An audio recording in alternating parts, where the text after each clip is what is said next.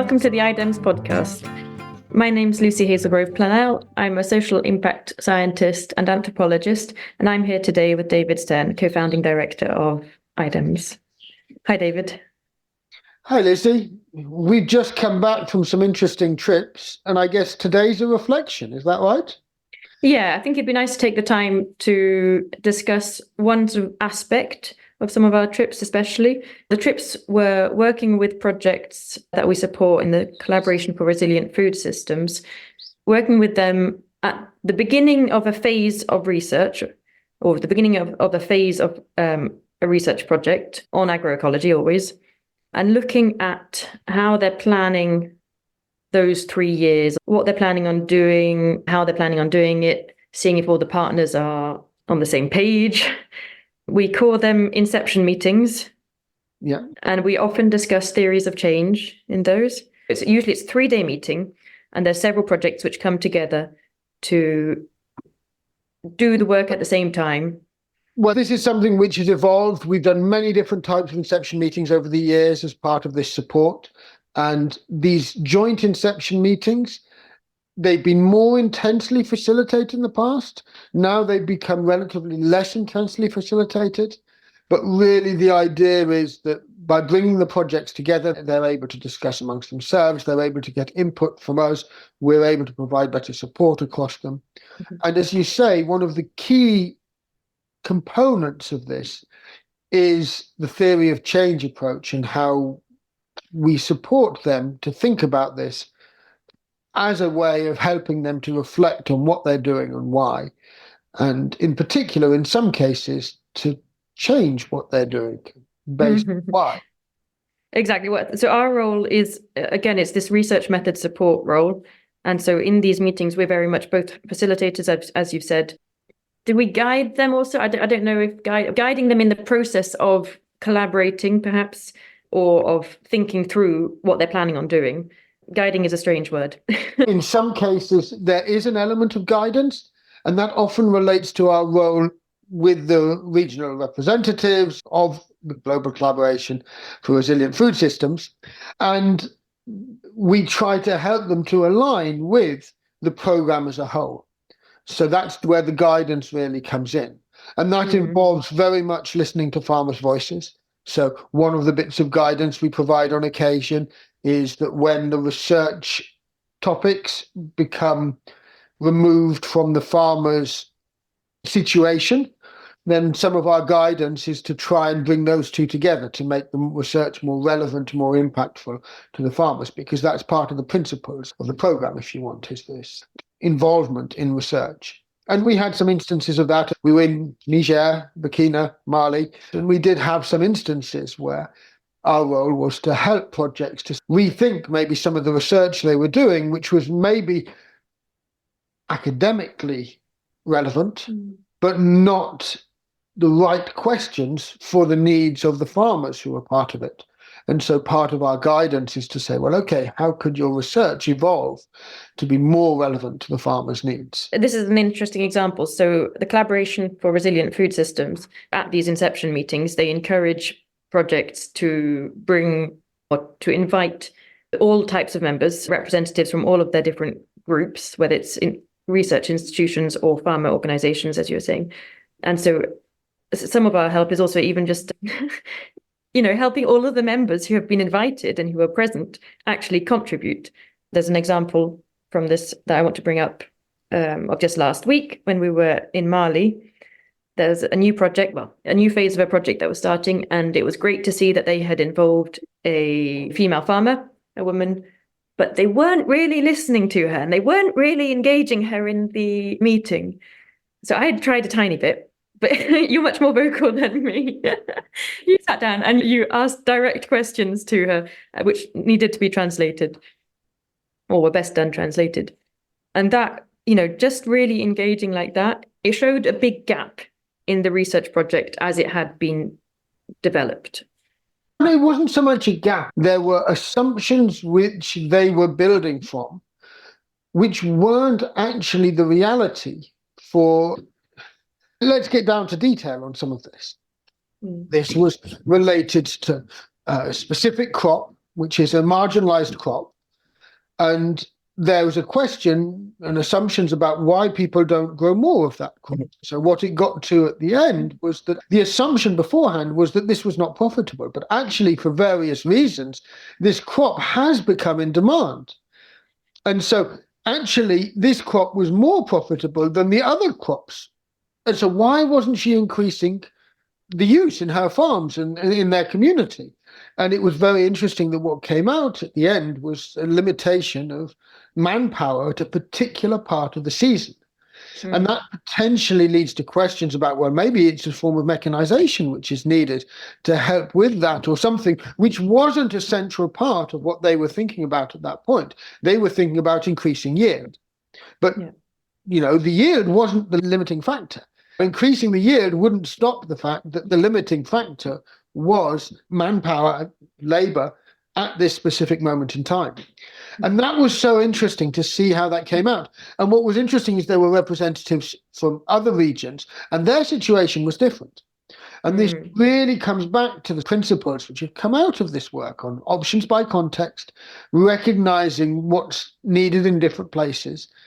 Each situation has its own peculiarities, and recognizing where the research, to be really effective, needs to be localized. This element of really getting elements of research which can help the farming communities in their different contexts. You've got to understand what is the limiting factor in that context. I was amazed by the responses, and I think it was so interesting because the people in the project are so knowledgeable. This is what's really interesting, actually, to me, is that they actually all knew that that was one of the limiting factors. Yes. They knew it, but they hadn't incorporated it into their plans. Exactly. There's so many things they know. There's so many different problems in different places. So our role, part of what our role was able to do, and part of what these Inception meetings do so well, is there was a plan which had been conceived. Many funders expect you to tick off and follow the plan. We're very lucky that in this particular context, our role is to help projects to recognize that actually they need to follow what's impactful. And so they can change, and this is part of the reason that we're there. And if you want, the regional leadership of the program is there as well, to enable them to sort of dig in to try to understand how they can be most effective. And the plan that was made by the people who wrote the proposal, it's not that it's a bad plan, it's that it was made by a few people. Once you've got the funding, the Inception meetings allows you to bring more voices to the table. Can you listen to those voices and adapt based on the needs of the various partners?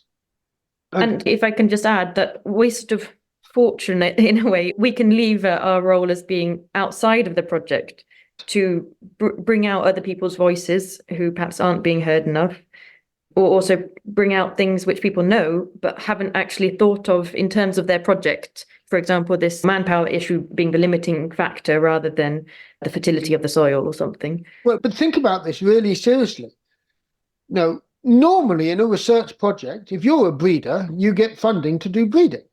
The whole amazing element about how this works in this context is that actually we're challenging breeders to think beyond breeding, to think about the research as a whole, which is needed to support the different elements. It's a very different way of thinking about research, of doing research. And I'm afraid the word I have is enamored. I love this way of working. It's so different to anything I've experienced elsewhere. It can be so powerful, but it's very challenging for the researchers. Well, it's challenging for us too, or for me. Everybody is challenged by it, but it really has paid dividends in many different cases. And this is where the long-term nature of some of these projects and these processes has shown that it can pay real dividends. We have one of the favorite examples which wasn't one of the Inception meetings we had at this point. It's a project which started in entomology, went through so many different phases, and then started working much more on sort of social aspects of how you actually institutionalize these things, and then came back to now actually looking at pest and disease from a whole different angle and looking at biological control. And so the project itself went way beyond the disciplines of the experts who are leading it. And that's been so powerful to then see how that evolution has made the research so much more impactful. Exactly. It's about impact. Yep. It's about following what the needs are at this point in time, rather than using the methods where you have expertise. And this is our role. This is what our role is so exciting about. We're there because, of course, if you have somebody who only knows how to do a breeding trial, if you tell them they need to do an anthropological study as part of what they're doing, they don't know what to do. But the idea of having observational studies as part of this is something which has come out in a number of different cases. Whether they've done them because of their background, this hasn't been natural. This hasn't led to quite what I would have hoped necessarily. But it's been really interesting to have that evolution coming in and to bring different people with the different skill sets into these projects, which have evolved the nature of them. Yes. So let's talk more about these Inception meetings. Theories of change is a big part of them. That's how it's done in West Africa. And we've sort of discussed theories of change before, but within the CRFS, the Collaboration for Resilient Food Systems, there's a specific way of doing them, which is quite interesting. It's within our West Africa community, something which has evolved. Myself with the colleagues there have created this approach based on our experiences. And this is really the approach that we then followed in our own theory of change. And this comes back to the fact that theories of change are a really complicated beast. They've been used in all sorts of different ways. There's no single way to do them. There's that sort of actually in the literature that there is no single way to do them. And there's often this description about the fact that there's almost a distinction between highly conceptual theories of change and very practical theories of change, which help with the monitoring and evaluation of a project. Well, exactly. So what I tend to find useful is, or what I'm interested in, what I have been interested in thinking about recently, is how theories of change can be useful. When we did it for our research method support project, I found it really useful in terms of communicating within the team about what the aims are and sort of making sure that everyone understands it and so is on the same page.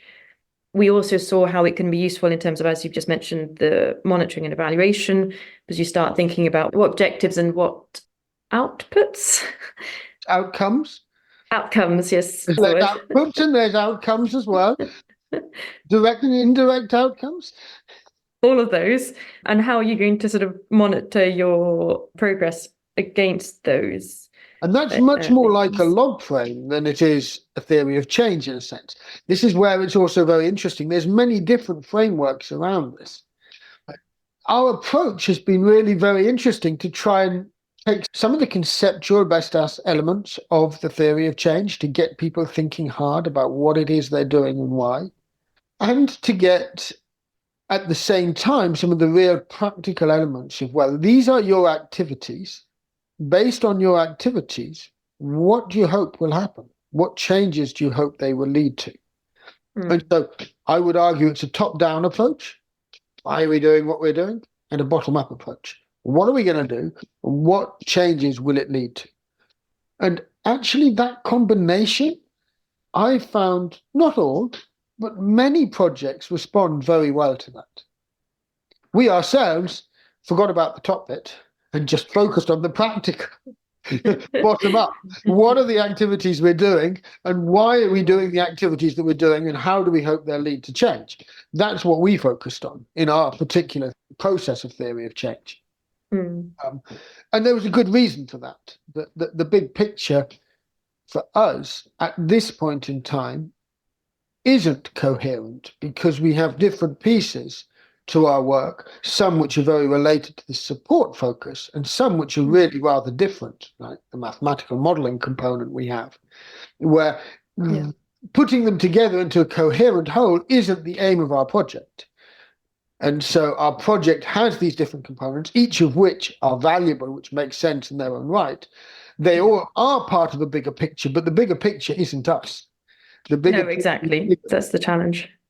Yes. And this is something which is really interesting. I'm not saying we shouldn't put effort into that bigger picture at some point, but I'm quite happy with our prioritization of what are we doing and why, and can we justify why we're doing what we're doing. Yeah, and that aspect of justification, you're very tough on that. You're very strict on it. So any project that's working on it and you come around, then you will absolutely ask people, do they believe it's going to happen? Is it the logical outcome? Is it the only necessary thing as well? Yes. Anything else needed to achieve that outcome? Is it a direct outcome or is it an indirect outcome? We had some wonderful discussions about that. My favorite, and I think this happened in Burkina, you'll have to remind me, but we had one of the projects where they had an outcome and they said, this is definitely a direct outcome. We want this to come out in our project. And then I pushed a bit harder and I said, yes, but are those activities enough to achieve it?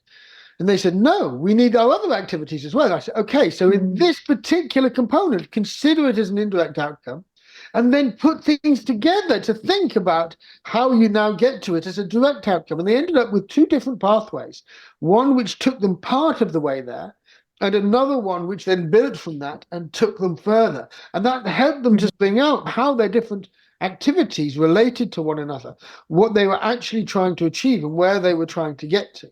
And it was so powerful, I find, when that clarity comes of what people feel, yes, I can take responsibility for this, or that's a bit big. That won't happen with these activities. Other things will have to happen to make that happen, and which is so powerful because then sometimes it changes the activities that people do, which is what is so powerful about the approach, because they say, no, actually, I don't believe that's going to happen in this, because if you don't do, a training session or whatever it might be, then it won't happen by magic. Exactly. I find that so powerful when projects really get into the spirit of it, question each other, testing each other on what they actually believe. There was one project, seeing as you mentioned in Burkina Faso, there was one project that was very vocal in doing that, which was, it was great to see how everybody, it's several projects, several NGOs, and I think some research institutes who work together, and they had very rich discussions, let's say. Yes, it was great. And I loved the way the PI of that project took a step back and was actually, here's the person who ostensibly has the power with the soft voice. And it was so powerful in those discussions to bring all the partners together, to allow them to really test out their thinking, to say, yeah, no, this is what I believe. No, I believe this. And for the PI, who actually has quite a lot of power in that context, to be the softest voice in the room. And that's a project which has gone through a number of phases. But I think I told them this was the best Inception meeting I've ever had with them. I loved the discussions. I loved the richness. I loved the depth of their thought. And that's what it's all about. It's encouraging and enabling that real depth of thought to come out. People to sort of be critical of themselves and each other in a positive way. Yeah, really important. And the Inception meetings we had in Burkina Faso, they differed quite a lot to the recent ones in Mali, I found, because they were much more specific and detailed. It was one of your feedback points from the Inception meetings in Mali, was that a couple of projects they were very sort of fluffy, let's say, high-level ideas, and they weren't very practical, looking at actually what are the activities.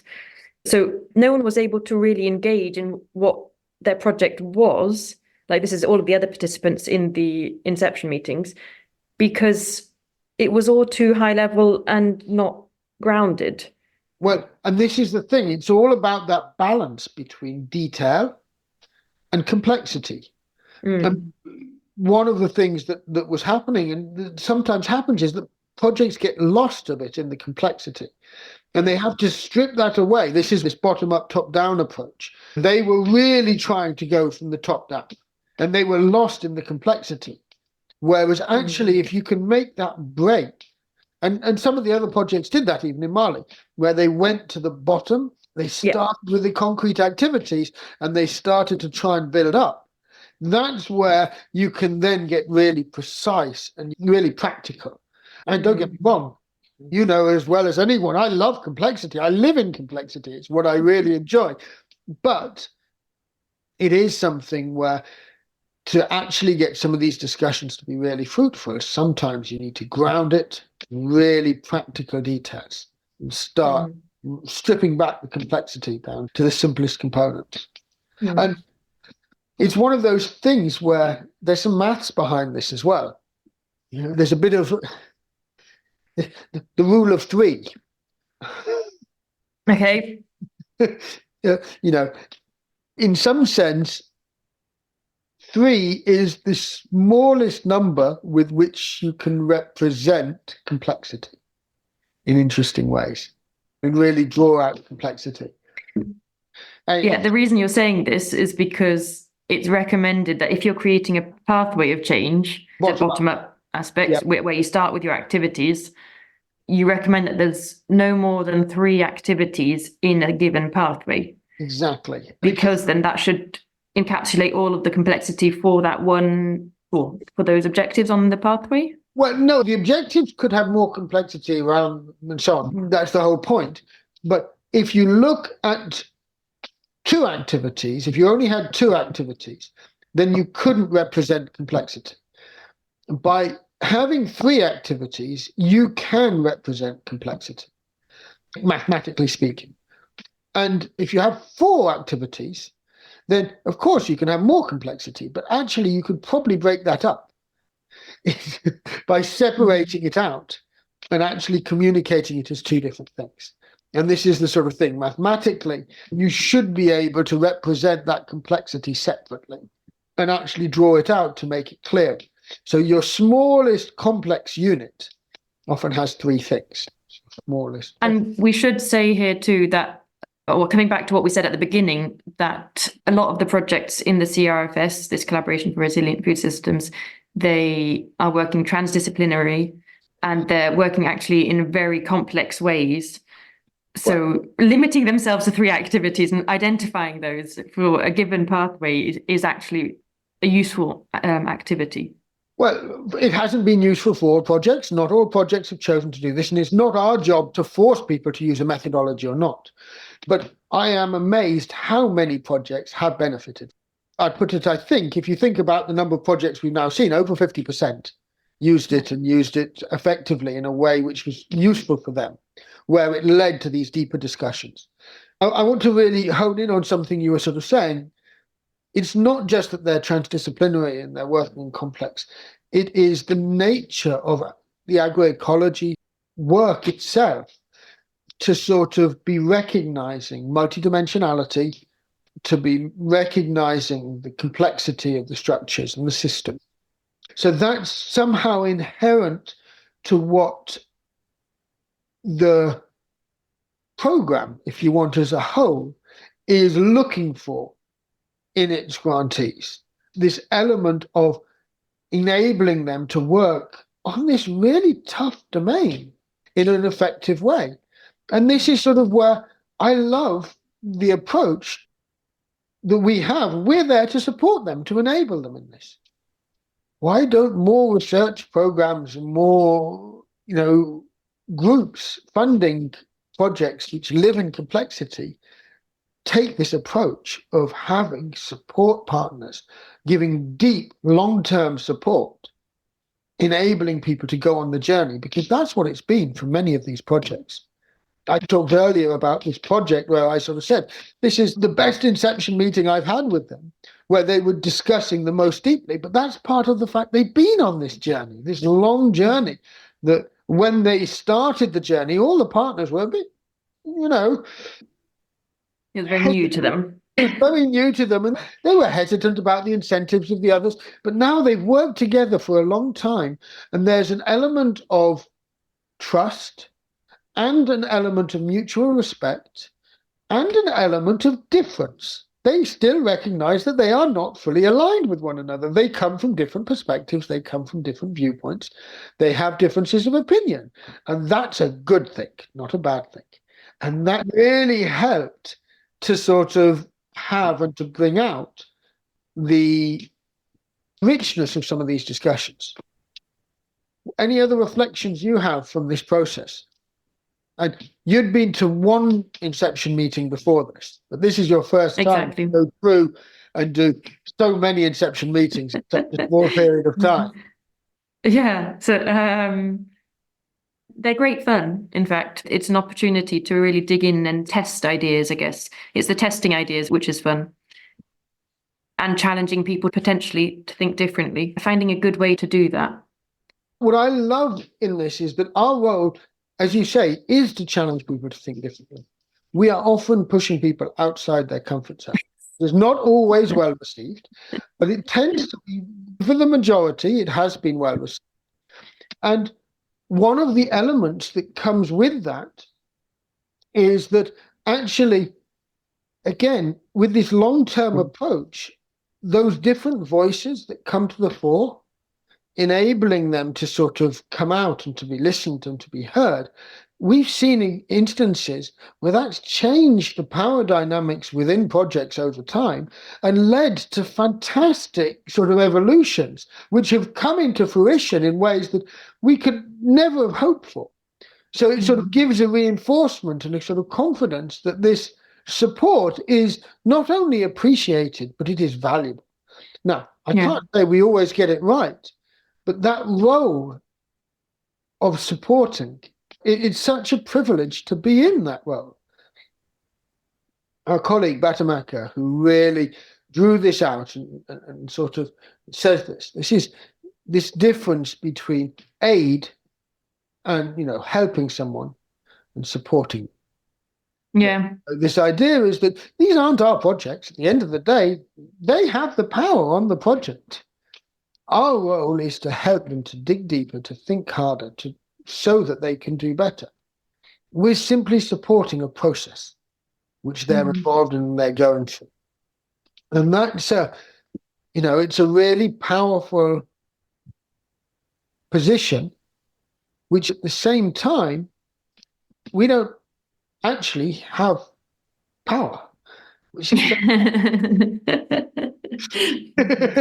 we have influence maybe, but not power.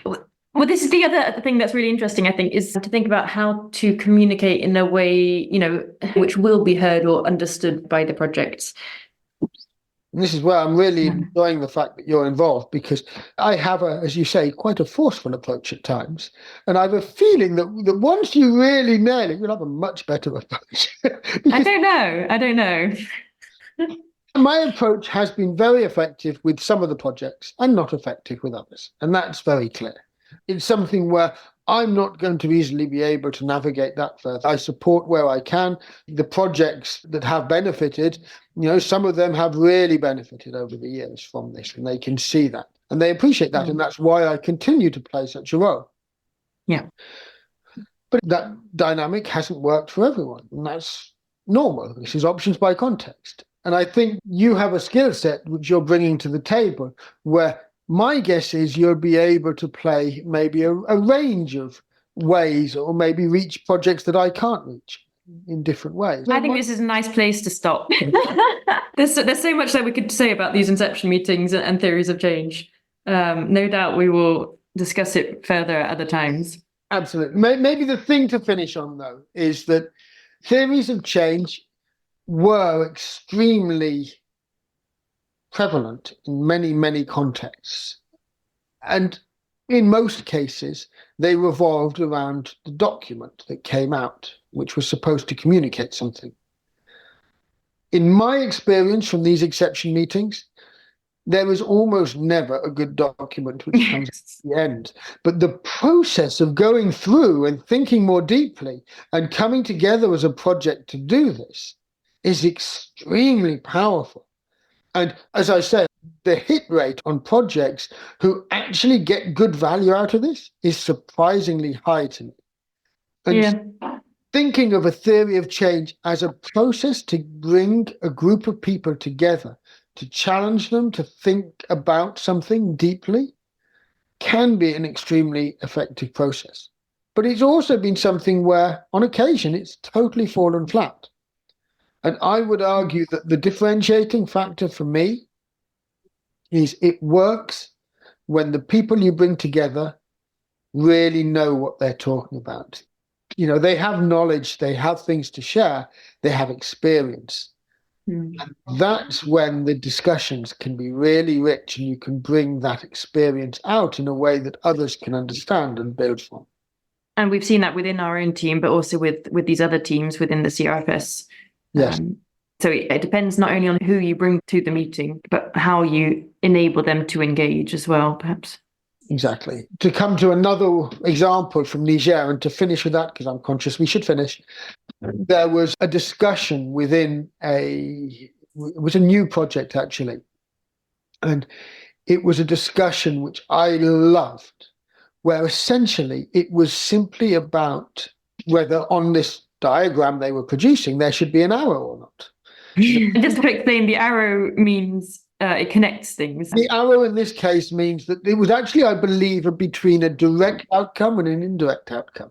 So it's almost meaningless, but it wasn't meaningless because the point that was discussed in such depth really related to the role of research in actually on the ground implementation and take-up. And there was a wonderful discussion between a researcher and somebody who's much more on implementation side about, well, do people even care about the research evidence for take-up, or do they care about other things? And it was a fantastic discussion.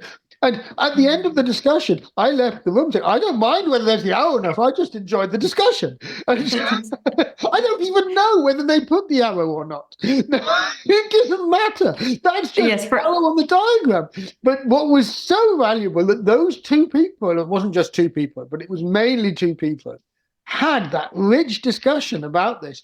And they valued it and challenged each other's perspectives in very constructive ways. Yeah. Great. Well, thank you so much, David. It's been great to talk about this. It's been really good. Thank you.